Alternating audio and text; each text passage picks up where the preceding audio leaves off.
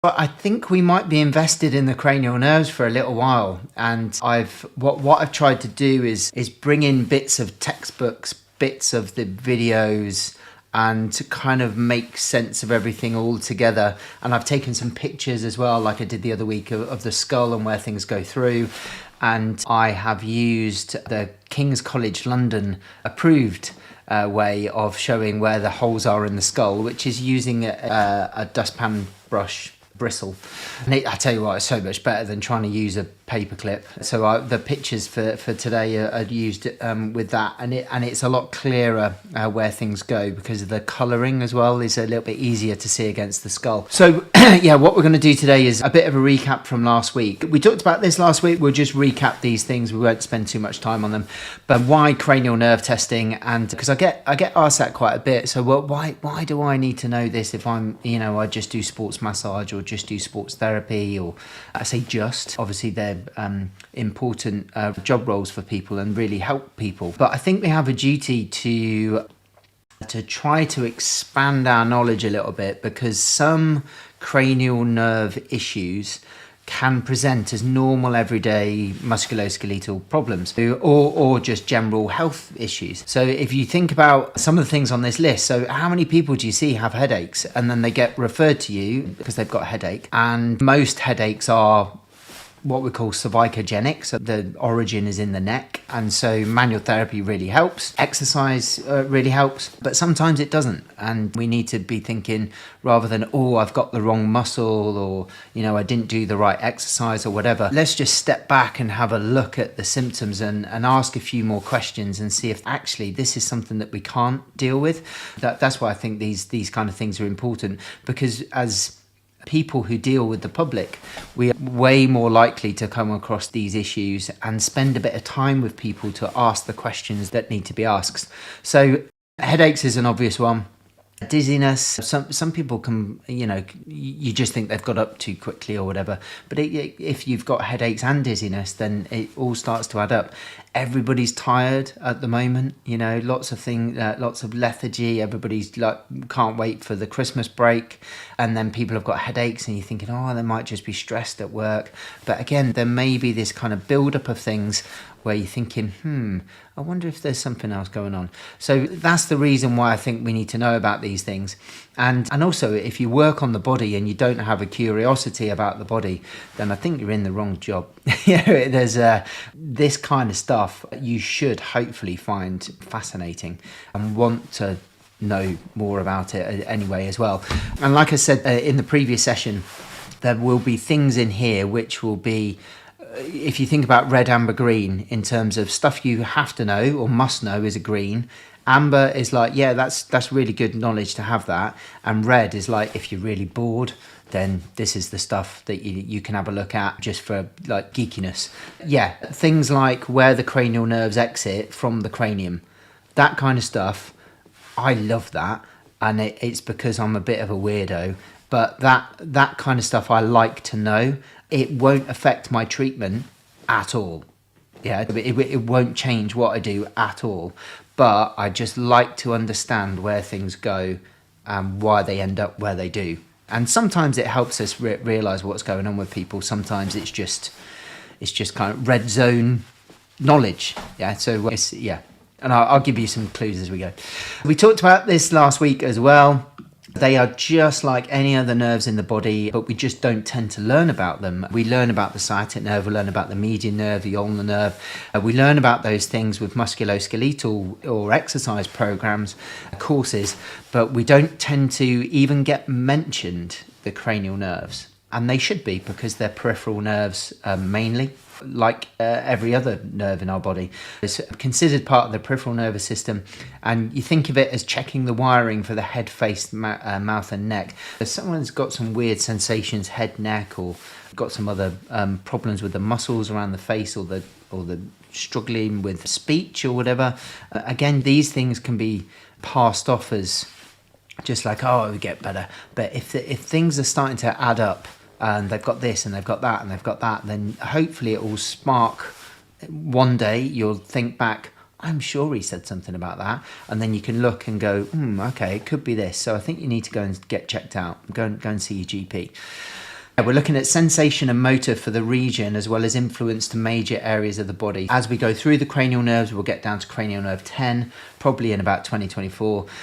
And you'll realize that cranial nerve 10 is just massive. The vagus nerve, and it goes into your gut, travels from your brain into your guts. That's going to be an interesting one when we get to that. What are they? Each of them has a number. The numbers denote the order in which they arise from anterior to posterior, from either the brain or the brain stem. And there are 3 cranial nerves that are purely sensory. So this is 1, 2, and 8. So they just are sensory.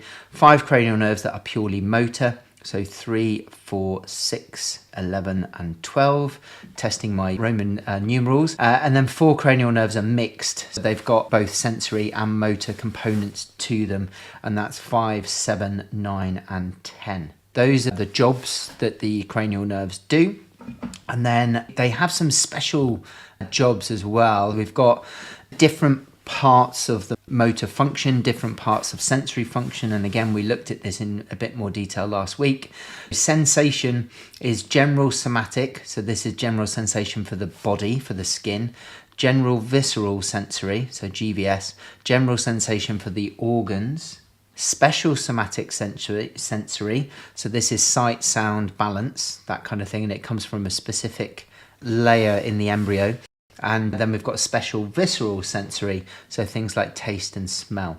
They've been divided up into different groupings to help us classify these nerves and what they do.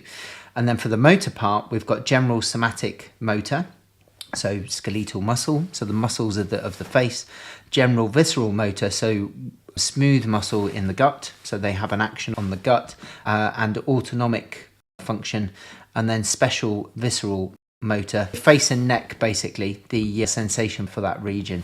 What I've done is I've listed all of the cranial nerves down the side, and again we went over this in a bit more detail last week, so we'll do less detail this week.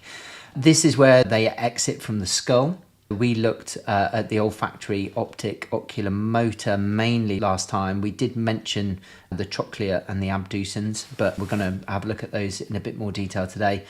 These are where they come out of the skull. This is kind of red zone learning here. Yeah, if you're interested in the holes in the skull.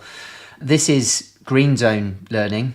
So you need to know the name of the nerves. So olfactory, optic, oculomotor, those were the ones we concentrated on. This kind of stuff, this is amber. It's you can kind of work out what they do based on their names. So olfaction is to do with the nose, is to do with smelling, so that's got to be a sensory nerve. Yeah, so you can kind of work that out. But this is amber zone stuff.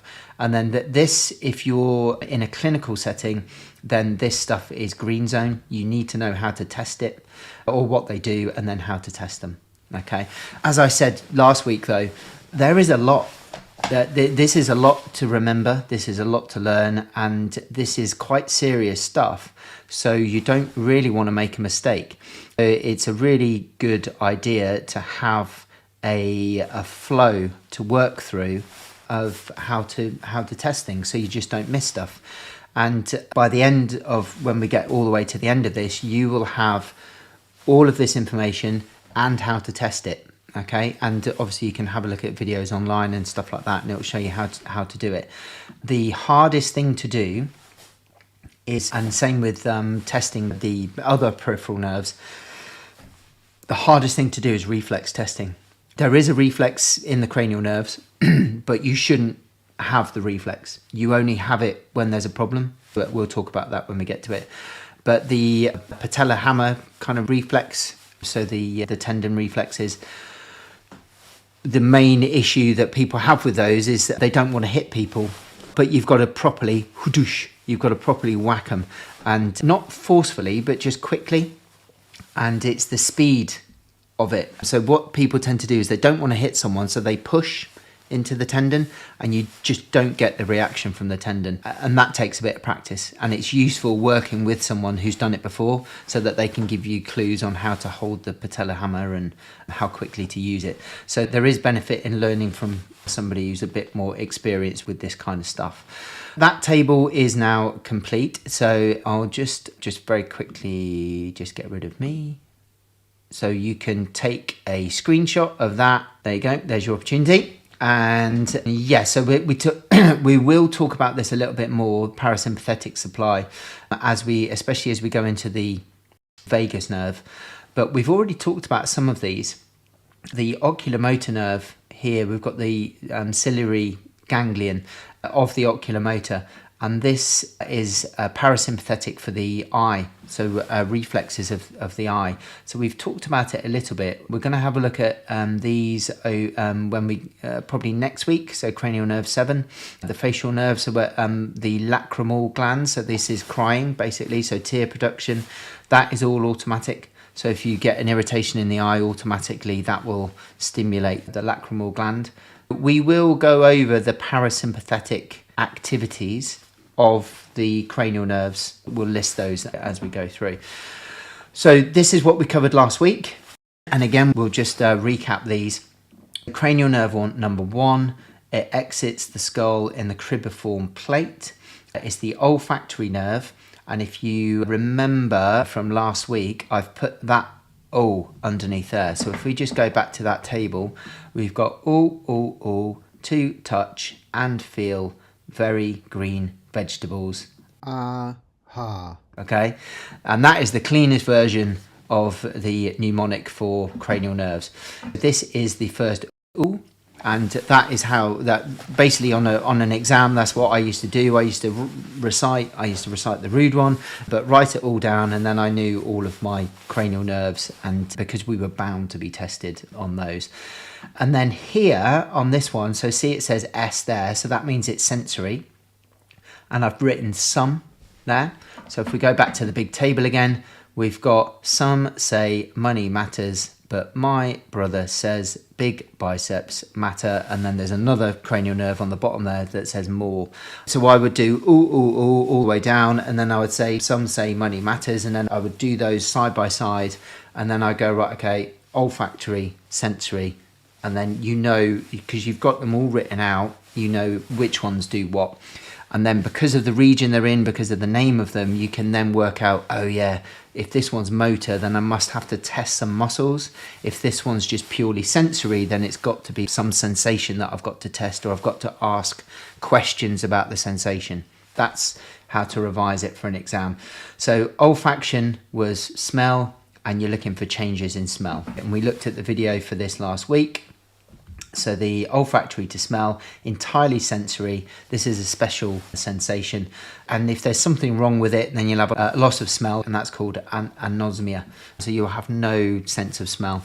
And obviously there are other reasons why you don't get a sense of smell. You can have a cold, COVID, that affected your sense of smell. So they were wondering whether COVID actually affected the olfactory bulb. I don't know the outcome of that, to be honest. I'd have to have a read. But yeah, if you've got a problem with smell, then it could be olfaction. This was the cribriform plate. We looked at this last week. And then these were the little branches of the olfactory nerves.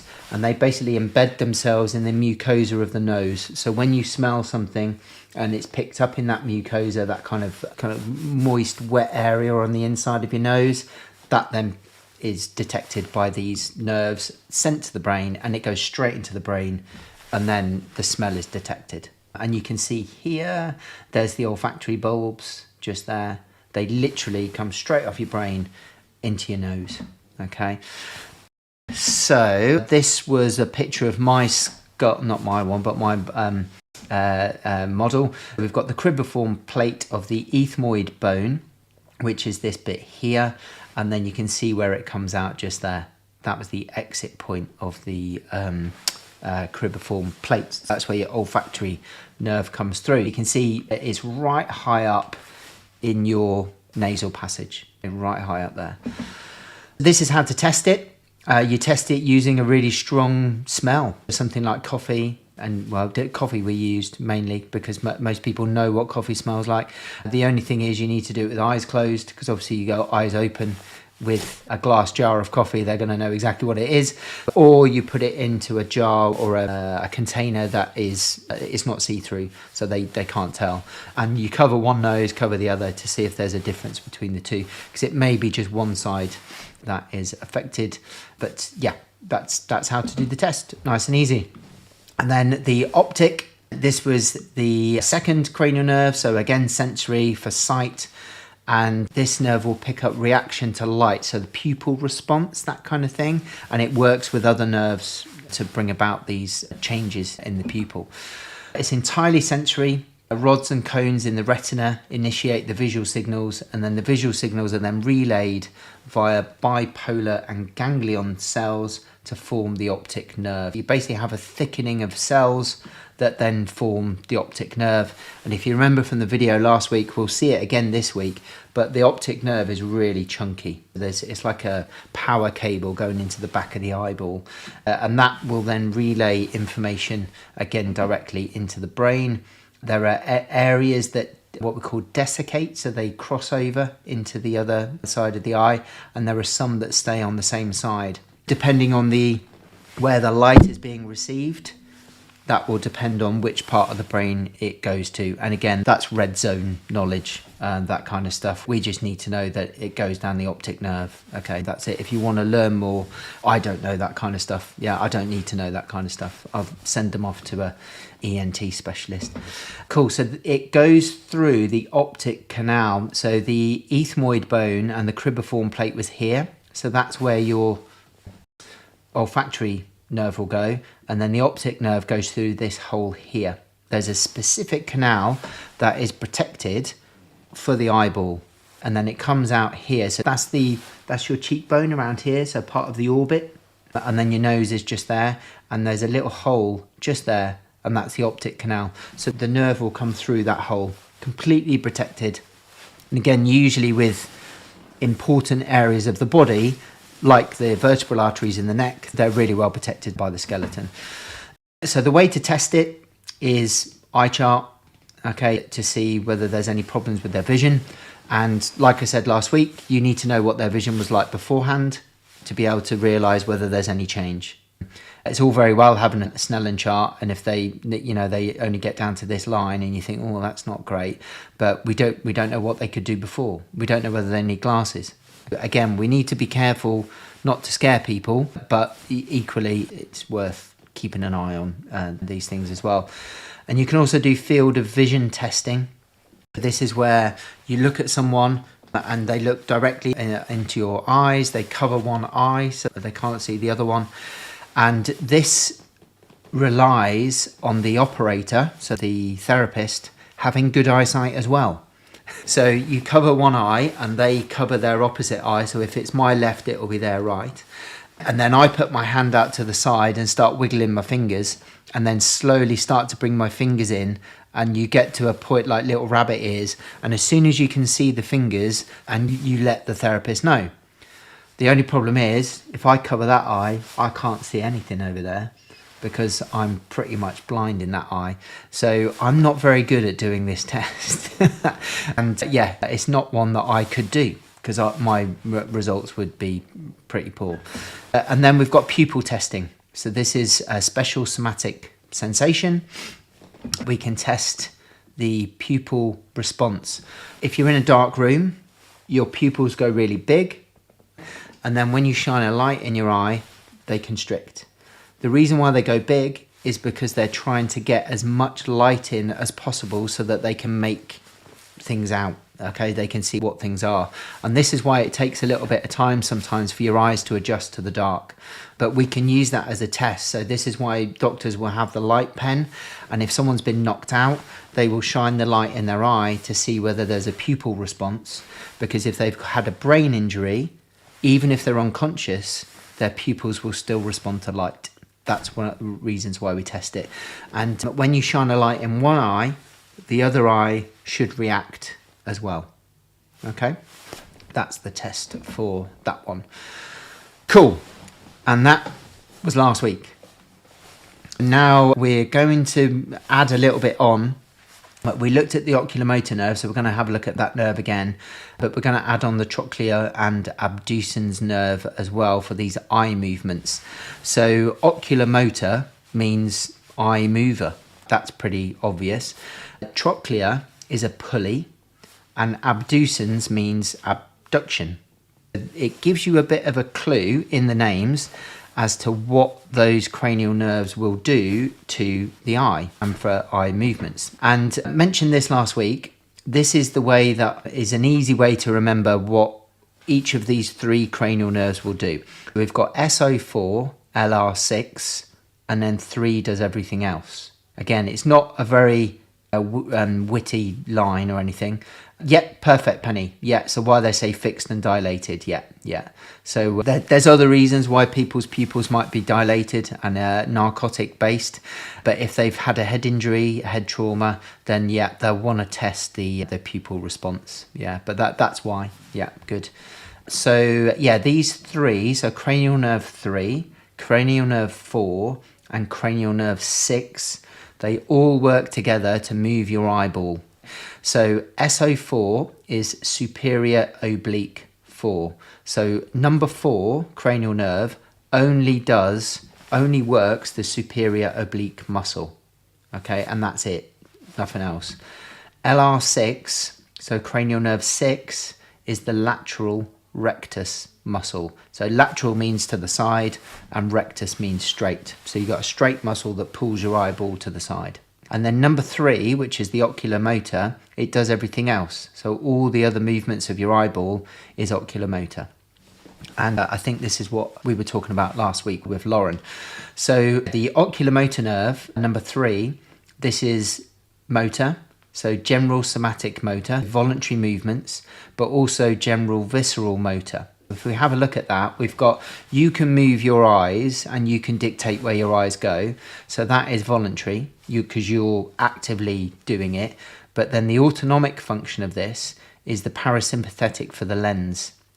So the lens will react normally. We've got the eye muscles, that's the oculomotor, so eye movements, plus parasympathetic, so automatic lens.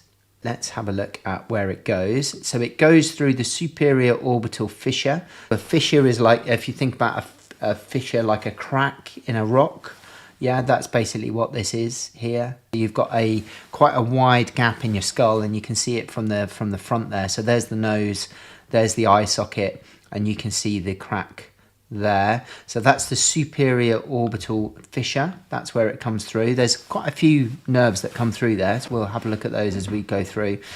The oculomotor is entirely motor, moves your eyeball. Sensory nerves from the eyeball join the ophthalmic branch of the trigeminal nerve, which we'll hopefully get to a bit of that today. The oculomotor splits into 2 branches. So you've got an inferior, so underneath, and a superior branch. And it's responsible for the motor control of the superior rectus, so the muscle that attaches onto the top of the eyeball. What will happen is, if that muscle contracts, it will turn your eyeball to look up. And then superior rectus and inferior rectus, and a muscle that controls the upper eyelid as well. So we talked about that. You may get some droopiness in the eyelid if you've got a problem with the oculomotor.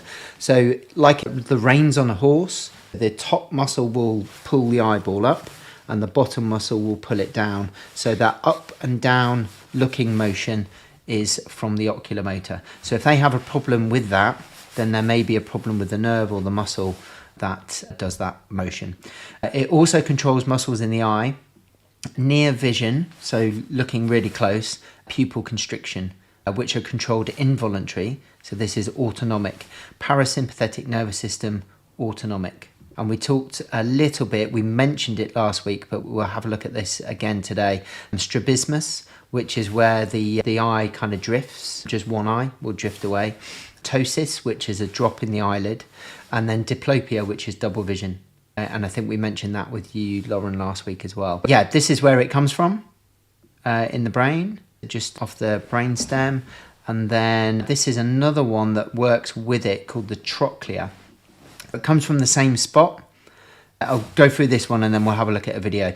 It's purely motor, so it's M, yeah, and this is the superior oblique muscle of the eye. So remember SO4.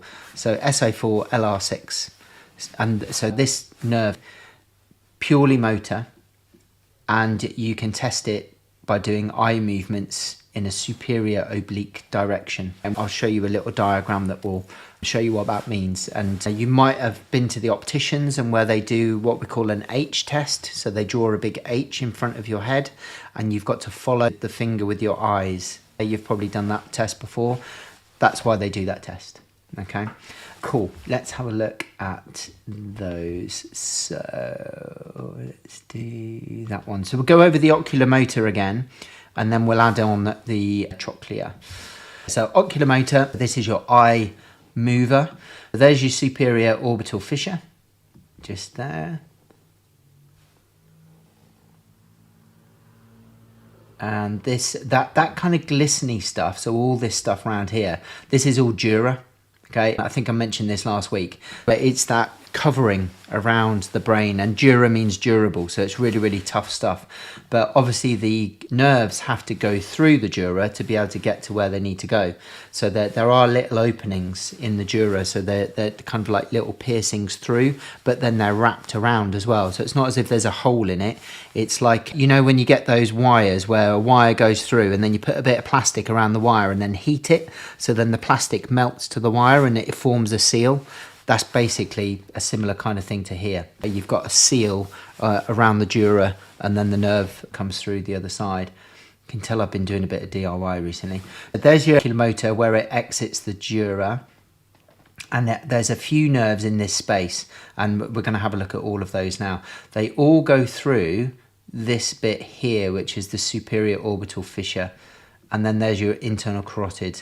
So we were looking at that last time. So there's your oculomotor nerves, that's the top one. And then your trochlear nerve is just underneath. And that's where it goes through. So it exits through that point. In the dry skull, that was that whole... yeah, I think the Aliens in Independence Day had lots of dura too. Yeah, you've got some cracking film references. You have. You watch all the same movies as me. Cool, yeah, so oculomotor, that will come through here. So this is the top of the eyeball. Basically, we're looking at they're taking the top of the skull off, they're taking the brain out, and they've also taken a section of the skull away so that you can see the top of the eye. If you can see here, that's one of the muscles at the top of the eye, and you'll be able to see where the nerves go. That muscle, if I just move me out of the way, so that muscle there, levator palpebrae superius, is your eyelid muscle. It's the one that moves your eyelid, and that's the one we were talking about before. So if it's not working, then you'll get a ptosis. So you'll have a droopy eyelid. There are some other reasons why you'll have droopy eyelids as well. When we get to the facial nerve, we'll talk about that. So that was that first muscle just being peeled back. And then this muscle here, this is your superior rectus, and it attaches onto the top of the eyeball. That's the one that pulls your eye up. There's the optic nerve. We looked at that last week. And then they're going to take the optic nerve away, so you can see underneath. So there were two branches, remember, of this one. So if I just pause that there. So this is the upper branch. This was the one that goes to the eyelid muscle. I can never say that one. And the superior rectus. That's a bit easier to pronounce. The nerve splits and supplies those two. So you've got eyelid and eyeball.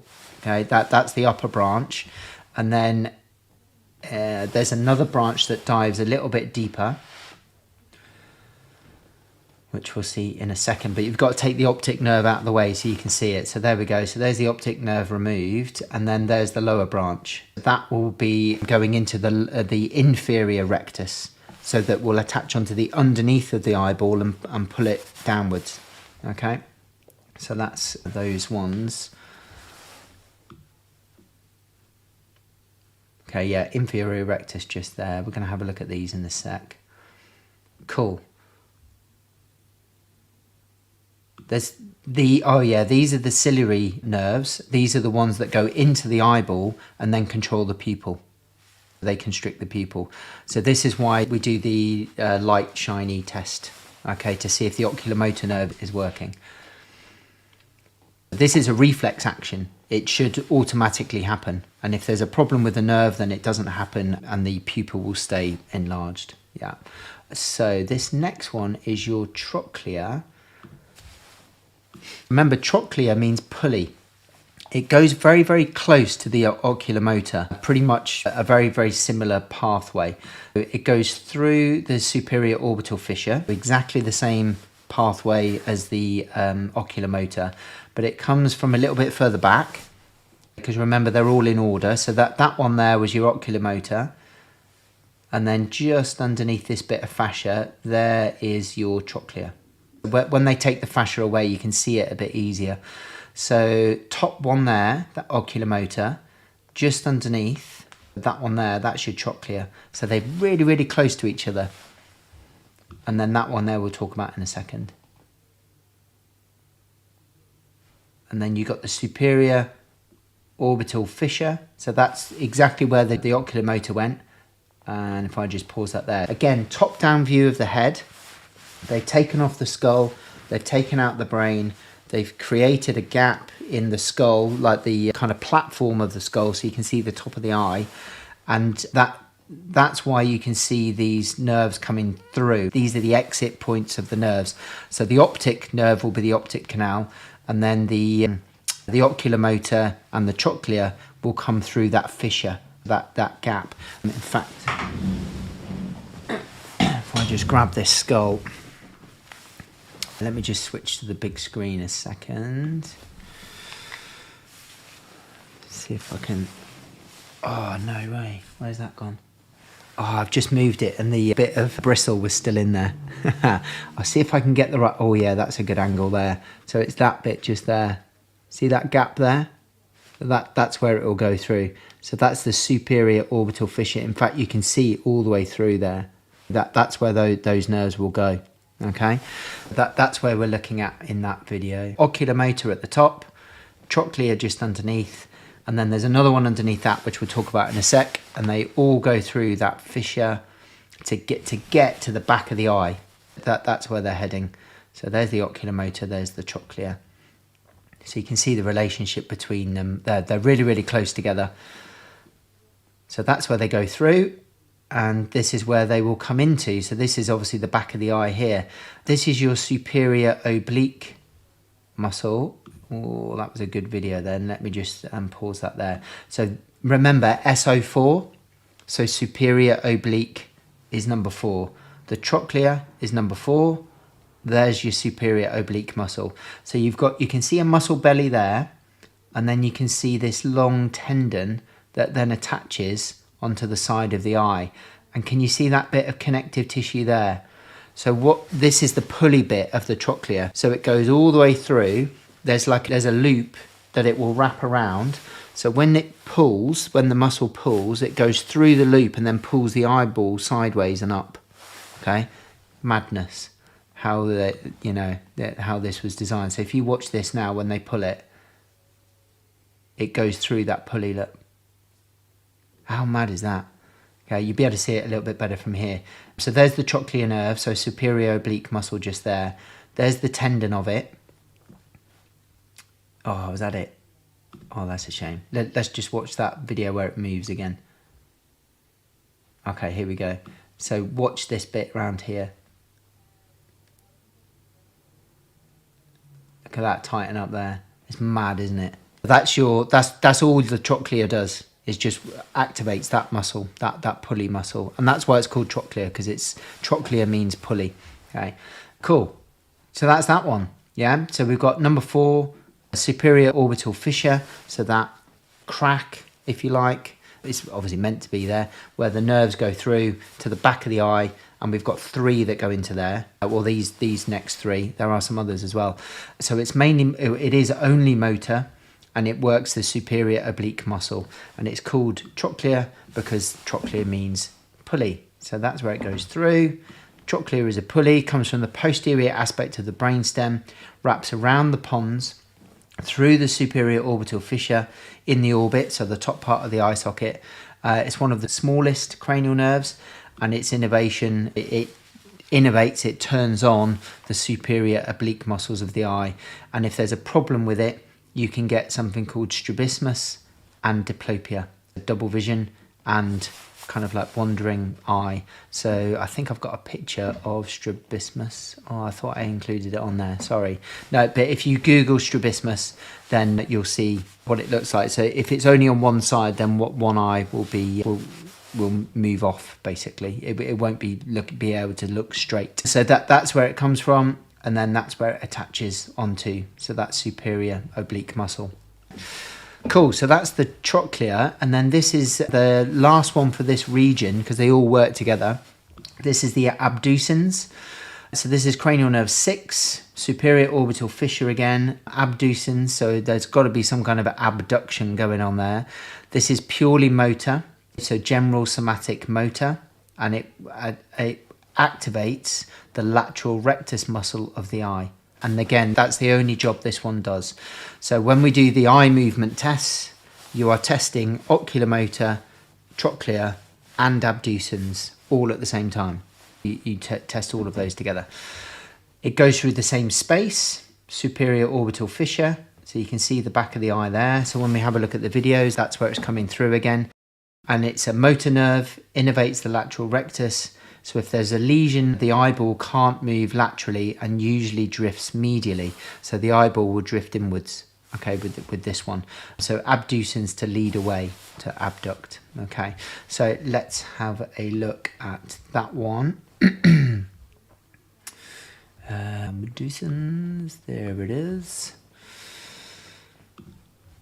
Last one for this region, and then I'll show you the test for it as well, so you can test all of them all together. So exactly the same starting point, well, exactly the same exit point, so superior orbital fissure. Recognize this region. Hopefully now you're like, oh yeah, there's the oculomotor, and then the trochlear is just behind there. Hopefully you'll be able to, there's the trochlear, and then the abducens just underneath there. It's not that one, it's just deeper to that. But then when we have a look at this, here we go. So oculomotor, so this was what we saw before, trochlear, and then there's your abducens. So you can see how close they all are to each other. 3, 4, and 6, cranial nerve 6. They're all, so yeah, oculomotor, trochlear, and then abducens. All going through this point here. So this is your superior orbital fissure. Again, hopefully doing it again and again, you should be like, oh yeah, I remember that. So there's the trochlear nerve coming around there. So that's the superior oblique muscle. And then there's your abducens. So that will go to the lateral rectus, which is that muscle just there. They're all really, really close to each other. So oculomotor going up and down, trochlear going medially, and then abducens to the lateral, okay? So let's just summarize all of that. There's your lateral rectus. So it attaches onto the side of your eyeball, basically. So it will pull your eye to the side, and that's where it comes from on the brain, around that area there. The eye movement tests that you can do for this region are these, and this is a really, really nice summary of everything that everything does. So if you remember SO4 LR6, so SO superior oblique number 4, and LR number 6, lateral rectus out to the side, medial rectus, which is number 3, so that's oculomotor, we'll pull it that way. SO4 will make you cross-eyed. Yeah, SO4 cross-eyed. We've got inferior rectus, which is oculomotor, lateral rectus, which is abducens, superior rectus, which is oculomotor, so that's number 3. And then this one, IO, so all of the muscle names are down here. So we've got inferior oblique up there, that's number 3, so oculomotor, and I think that's all of them. Depending on which direction your eyes move in, will depend on which cranial nerve does that movement. So by doing this H test, you test oculomotor, trochlear, and abducens. That's why we do those tests. So you do the light test for the parasympathetic nervous system, and then you do this for the motor. Okay, cool. I feel it went quite well today. I think that was quite good. A bit of a recap from last time, because I wanted to make sure that we go over some of the stuff again, because there's a lot to get your head around. But yeah, so that is smell and a lot of stuff going on with the eyes, all of the motor for the eyes, and then the sensation, especially around the pupil. The sensory part of the eyeball comes from the trigeminal nerve. So if you jab something in your eye and it's sore, then that's picked up by the trigeminal nerve. So we'll look at that next week. I thought we'd have time to do it this week, but yeah, we've run out of time. So we'll move on to trigeminal next week. So we've now done cranial nerve 1, 2, 3, 4, and 6. We've got all 5 of those done now. We'll add on number 5 next week. Number 5, as I've said in my kind of introduction, is quite intricate. There are 3 branches to number 5. Let me just give you a bit of a heads up. It might be worth you, if you want to, doing a little bit of research on this if you've never looked at it before. So we've got 3 branches: the ophthalmic branch, the maxillary branch, and the mandibular branch. These are like cranial nerves on their own, but they're all coming from one point. What we're going to do next week is we'll follow each of these in turn. So we'll do the ophthalmic first, then we'll do the maxillary, and then we'll do the mandibular. We'll break them up like that. But the trigeminal literally is 3 cranial nerves in one. It does a hell of a lot of stuff. So if you kind of like difficult to try and get your head around this, probably worth having a look. Just doing a little bit of brief reading just to prepare yourself.